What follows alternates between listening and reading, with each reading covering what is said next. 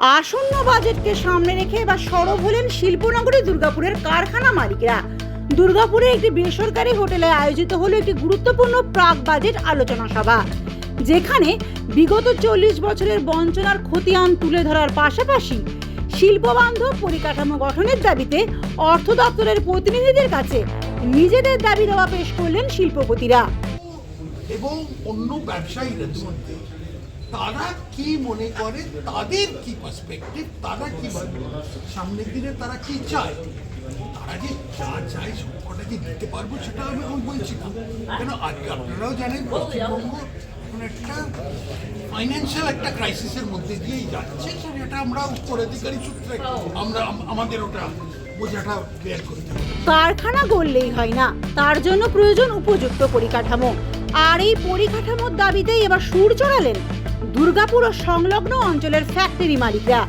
আসন্ন রাজ্য বাজেটকে পাখির চোখ করে দুর্গাপুরে একটি বেসরকারি হোটেলে অনুষ্ঠিত হলো এই হাই ভোল্টেজ প্রাক বাজেট আলোচনা সভা। শিল্পপতিদের অভিযোগ, বিগত প্রায় 40 বছর ধরে এই অঞ্চলের কারখানা মালিকরা বারবার সরকারের কাছে কেবল আশ্বাসের নামে প্রতারিত হয়েছেন।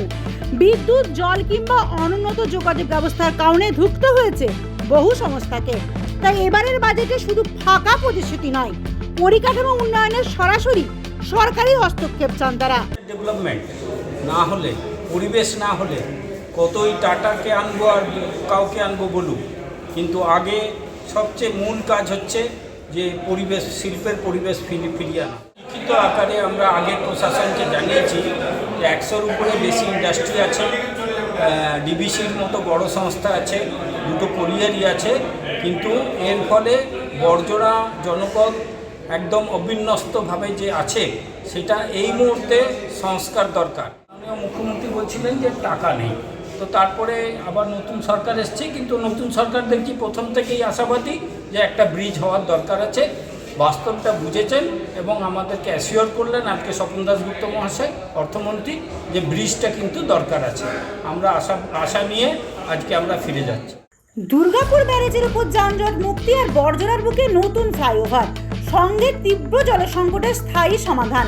প্রাক বাজেট আলোচনা সভায় এবার রাজ্য সরকারের কাছে এই 3 প্রধান দাবি নিয়ে দরবার করলেন বর্জরা শিল্প তালুকের ফ্যাক্টরি মালিকরা। দিয়ে রেখেছি এবং রাস্তা যে চওড়া করা, আজকে বর্জরা চৌমাথার ওখানে যে যানজট, ফ্লাইওভারের জন্য এটা আমাদের লিখিত দাবি দেওয়া রয়েছে। গভর্নমেন্টের যে সাপোর্টটা এতদিন ধরে আমরা পাচ্ছিলাম না, আজকে আমরা সেই সাপোর্টটা পাবো, ডেফিনেটলি পাবো।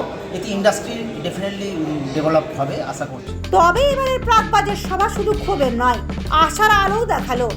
সরকারি প্রতিনিধিদের আশ্বাস, নতুন সরকার ইতিমধ্যেই দুর্গাপুর ব্যারেজের সমান্তরাল আরও একটি বিকল্প সেতু তৈরির চিন্তাভাবনা শুরু করে দিয়েছে। পাশাপাশি বর্জরার বুকে ফ্লাইওভার নির্মাণ এবং ফ্যাক্টরিগুলোর জলসংকট মেটানোর বিষয়টি অত্যন্ত যত্ন সহকারে বিবেচনা করা হচ্ছে। 5 MGD জলের লাইন ইন্ডাস্ট্রিয়াল পারপাসে আসছে, মধ্যে তারা কেউ চাষের জন্য লাগাচ্ছে, কেউ হয়তো পুকুর ভরাট করার জন্য লাগাচ্ছে ইন্ডাস্ট্রিয়াল। অথচ ইন্ডাস্ট্রি 12 টাকা পার 1000 গ্যালন আমরা রেট দিচ্ছি। সেইখানে দাঁড়িয়ে এটা অনলি ইন্ডাস্ট্রিয়াল পারপাসে যেহেতু হয়েছিল, এসপিবি করা হয়েছিল। এসপিবির সারমর্ম হচ্ছে 25% ইন্ডাস্ট্রি রিজার্ভ দেবে আর সেন্ট্রাল স্টেট গভর্নমেন্ট 75% দেবে, এবং সেই মতো হয়েছে। কিন্তু দেখা যাচ্ছে ইমপ্লিমেন্টেশন অন্যভাবে হচ্ছে। তো যার ফলে কিছু কিছু ডিপার্টমেন্টকে, অনেক ইন্ডাস্ট্রি আছে, কিছু কিছু ডিপার্টমেন্টকে বন্ধ রাখতে হচ্ছে। এই কোনো যেগুলো জলের প্রয়োজনটা বেশি রয়েছে তাদের বন্ধ রাখতে হচ্ছে। রাজ্য জুড়ে কি শুধুই পুকুর? ক্ষোভ উগড়ে দিয়ে কর্মসংস্কৃতি ও শিল্প নিয়ে বড় বার্তা মন্ত্রী অগ্নিমিত্রা বলে। পরিকাঠামো উন্নয়ন থেকে শুরু করে ওয়ান উইন্ডো ফেসিলিটি সহ একাধিক পরিকল্পনার পাশাপাশি বিগত সরকারের তীব্র সমালোচনা করলেন তিনি। কথা, তারা 15 বছর ধরে কিভাবে অত্যাচারিত হয়েছে, কিভাবে কোণঠাসা হয়েছে, কিভাবে তাদের ব্যবসাকে শেষ করে দিয়েছে আগের সরকার, সেটাই তারা দুঃখ প্রকাশ করছিল। এবং আবার বারবার করে তারা বলছিল যে কত আশা করে তারা এসেছে, কোনোদিন তারা ডাক পায়নি এরকম একটা প্রি বাজেট, এরকম একটা বৈঠকে। আজকে তারা ডাক পেয়েছে তাদের মতামত বলার জন্য। অত্যন্ত অনেকজনই খুবই আবেগপ্রবণ হয়ে পড়েছিল, এবং তারা তাদের যে সমস্যা, জমি নিয়ে সমস্যা, ওয়ান উইন্ডো যেটা বলে ইজি বিজনেস বা ওয়ান উইন্ডো ফ্যাসিলিটি, কোনোদিন সেটা হয়নি। ওয়ান উইন্ডোতে সব লাইসেন্স একসাথে হবে, সময় লাগবে না।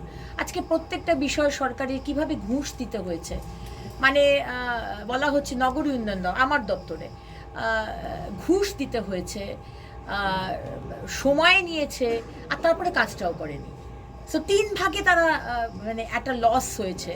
তো এদিনের সভায় অর্থ দপ্তরের প্রতিনিধিদের হাতে একটি পূর্ণাঙ্গ রূপরেখা এবং স্মারকপত্র তুলে দেন ফ্যাক্টরি মালিকরা। এখন দেখার 4 দশকের বঞ্চনার খতিয়ান মুছে দুর্গাপুরের শিল্পকে চাঙ্গা করতে আগামী বাজেটে সরকার কি কি সদর্থক পদক্ষেপ গ্রহণ করে। দুর্গাপুর থেকে অন্তরা সাধুর প্রতিবেদন, সমাজ পরিবর্তনে মানুষ।